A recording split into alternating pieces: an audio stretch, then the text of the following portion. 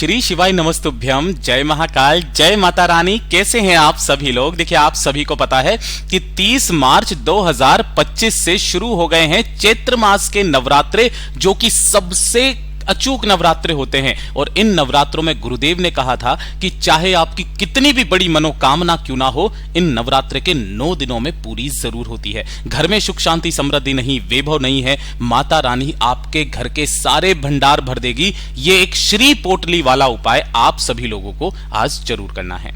पूज्य गुरु जी की कथा से सुनकर के और समझ करके पूरे उपाय को बहुत आसान भाषा में आपको बताऊंगा, परंतु उससे पहले आप सभी लोगों से बस एक छोटी सी प्रार्थना कि जो लोग पहली बार आए हैं चैनल को सब्सक्राइब जरूर कीजिएगा और वीडियो को लाइक करके देवादिदेव महादेव का कोई सा भी प्यारा नाम कमेंट बॉक्स में लिखना मत भूलिएगा।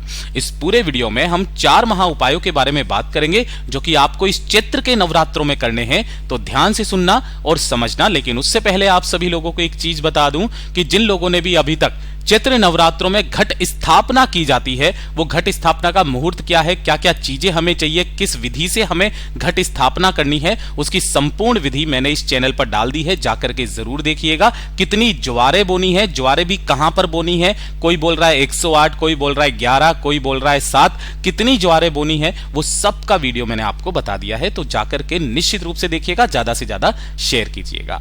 अब बात करते हैं हमारे पहले वाले उपाय। देखिए, पहला वाला उपाय किन लोगों को करना है? जब भी नवरात्रों की शुरुआत होती है, जब भी ऐसे पवित्र दिन होते हैं ना, तो उन दिनों के अंदर नकारात्मक ऊर्जाएं जो होती है वो काफी ज्यादा सक्रिय हो जाती हैं। ठीक है ना? तो अगर आपके भी परिवार में आपको लगता है किसी भी तरीके की कोई नकारात्मक ऊर्जा है जिसकी वजह से ना तो आपके घर में सुख शांति समृद्धि है, बिल्कुल भी सुख शांति समृद्धि नहीं है, लड़ाई झगड़े क्लेश बहुत ज्यादा होते हैं, परिवार में धन नहीं आ रहा है ना, एक दूसरे में बनती नहीं है, बीमारियों पे बीमारियां चलती चली जा रही है, काफी सारी समस्याएं अगर आपके परिवार में बनी हुई है, आपके बनते बनते काम बिगड़ जाते हैं, है ना, तो नवरात्रि का ये वाला सबसे अचूक उपाय है। इसे करना बिल्कुल भी मत भूलिएगा और कल ही इस वाले उपाय को जरूर कीजिएगा। इन सभी के लिए आपको चाहिए क्या? आपकी जितनी भी परिवार की समस्याएं हैं ना, जितने भी कष्ट होंगे, दुख परेशानियां, वो सारी खत्म हो जाएगी। आपको चाहिए होगा लाल कपड़ा। जो लाल कपड़ा लोगे वो कैसा होना चाहिए? एकदम सूती कपड़ा लेना, लाल कलर का। कितना लेना है? 1.25 मीटर, है ना, ध्यान रखना, 1.25 मीटर का लाल कपड़ा आपको ले लेना है। इसी के साथ में आपको लेना होगा एक नारियल। ठीक है ना? इस नारियल को कोई जो लोग होते हैं, किसी भाषा में इसको हरा नारियल भी कहते हैं, कोई श्रीफल भी कहता है। इसे बजा करके जरूर देख लेना। जब आप इसे बजा करके देखोगे ना, तो इसमें से आवाज आनी चाहिए। इस तरीके का बजता हुआ नारियल आपको लेना है। ये ले लिया। तीसरे नंबर पर आपको चाहिए होगा हल्दी। देखिए, आपको जो है ना, हल्दी दोनों तरह की चाहिए। एक तो चाहिए होगी हल्दी की गांठ, ठीक है ना, और एक चुटकी आपको हल्दी पिसी हुई अलग से लेनी है। एक चुटकी हल्दी की गांठ ले लेना और पिसी हुई हल्दी भी आपको ले लेनी है। और लक्ष्मी के तौर पर आपको जो मिल जाए, 1 रुपए का सिक्का, 2 रुपए का सिक्का, 5 रुपए का सिक्का, 10 रुपए का सिक्का, जो भी आपको मिल जाए, एक सिक्का आपको लक्ष्मी के तौर पर रख लेना है। और एक लेना है आपको पान का पत्ता। ध्यान रखना, जो भी आप पान का पत्ता लो ना, तो इसके ऊपर का ये दूध तोड़ना मत, ये लगा हुआ रहना चाहिए। इस तरीके का आपको पान का पत्ता चाहिए होगा। पिसी हुई हल्दी मैंने आपको बताई थी, 1 चुटकी आपको लेनी है। और थोड़ा सा लेना होगा माता रानी को लगाने के लिए कुमकुम। ध्यान रखना, लाल चंदन नहीं है यह है कुमकुम। ज्यादा नहीं, 1 चुटकी आपको चाहिए। ठीक है? थोड़े से चाहिए होंगे आपको चावल। और जो आप चावल लोगे ना आप, तो थोड़े से केसर वाला जो जल होता है ना, केसर का जल, उस केसर के जल में इन चावलों को भिगो लेना, जिससे कि ये चावल थोड़े से इस तरीके से केसर वाले चावल, पीले चावल हो जाएंगे। ज्यादा नहीं, 1 चुटकी आपको चावल ले लेने हैं। कोई संख्या फिक्स नहीं बताई गुरुजी ने। और इसी के साथ में आपको लेनी होगी 1 पूजा की सुपारी। ठीक है? ये जो पूजा वाली शॉप होती है ना, वहां पर आपको 1 पूजा वाली सुपारी इजीली मिल जाएगी। और इसी के साथ में आपको चाहिए होंगी थोड़ी सी जौ।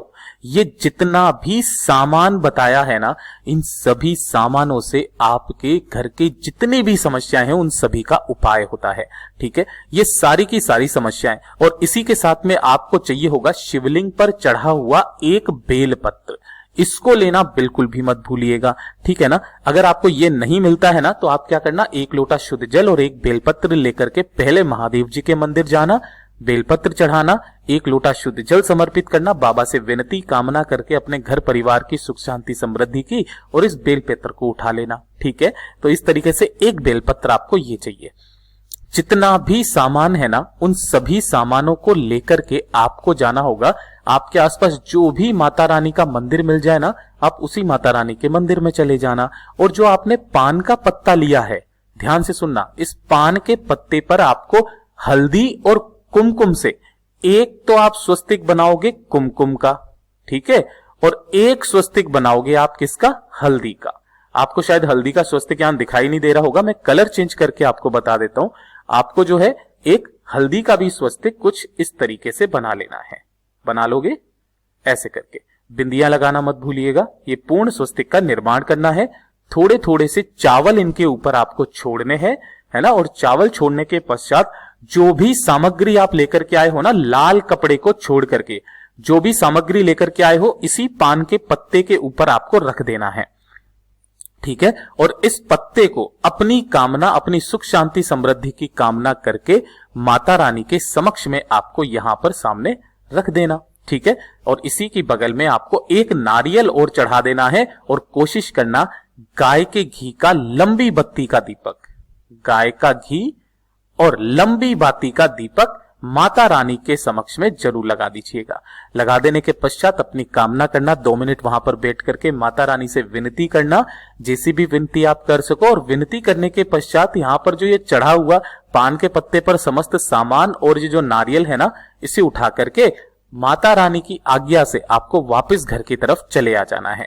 जब आप घर पर आओगे तो जो आपने लाल कपड़ा लिया था, उसी लाल कपड़े के अंदर आपको उन समस्त सामग्री को इस तरीके से बना करके पोटली बना लेनी है। और इस पोटली को आपको नवरात्रे के दिनों में क्या करना होगा, आपका जो घर है ना उसके मेन गेट पर आपको लटकाना है, लेकिन बाहर की तरफ नहीं लटकाना, आपको अंदर की तरफ लटकाना है, ठीक है। और लटका करके आपको ये कितने दिन तक रखना है, नवरात्रे के अंतिम दिन तक इसे लटके रहने देना, यहां का यहीं। जब अंतिम दिन खत्म हो जाए उसके पश्चात जो दूसरा दिन लगेगा ना, उस दिन अपनी कामना कह करके किसी भी बहते नदी तालाब सरोवर में इस श्री पोटली को आपको प्रवाहित कर देना है। और उसके दूसरे दिन से देख लेना आपके घर में कितनी तरक्की हुई, कितना आया और कितनी ज्यादा सुख शांति समृद्धि बढ़ी, बताइएगा जरूर। पूज्य गुरु जी का बहुत ही अद्भुत और अचूक उपाय है, जरूर कीजिएगा। अब बात कर लेते हैं दूसरे वाले उपाय की।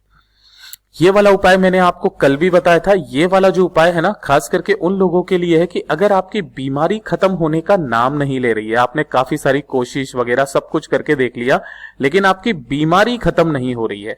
परिवार में कोई व्यक्ति ऐसा है जिसकी शरीर से बीमारी खत्म होने का नाम ही नहीं ले रही है ना। दवाइयों पे दवाइयां चेंज हो गई है, डॉक्टर ने जवाब दे दिया है, कुछ नहीं हो रहा है, हमेशा वो बीमार रहते हैं ना, तो नवरात्रि के किसी भी दिन, नवरात्रि के किसी भी दिन आपको ये वाला एक उपाय करना है। बहुत अद्भुत और अचूक उपाय सिर्फ नवरात्रि में किया जाता है। 1 लोटा शुद्ध जल अपने घर का ले लेना है आपको, है ना। तांबे के कलश में 1 लोटा शुद्ध जल ले लेना और इसे लेकर के आपको अपने पूरे घर में फिर जाना, है ना।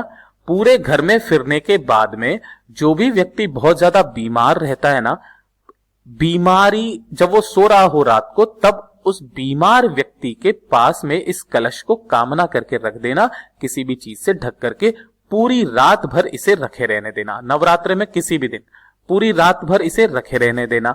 जब दूसरा दिन लगेगा ना, परिवार का कोई भी व्यक्ति करना, दूसरे दिन इस कलश को उठाना सुबह के समय पर, और इस कलश के अंदर आपको 1 बेलपत्र डाल देना है, ठीक है। डाल दोगे और 1 बेलपत्र डाल करके इस कलश के जल को किसी भी नीम के पेड़ के नीचे, ध्यान रखना, किसी भी नीम के पेड़ के नीचे ओम नमः शिवाय, श्री शिवाय नमस्तुभ्यम पंचाक्षरी मंत्र या षडाक्षरी मंत्र का स्मरण करते हुए समर्पित कर देना।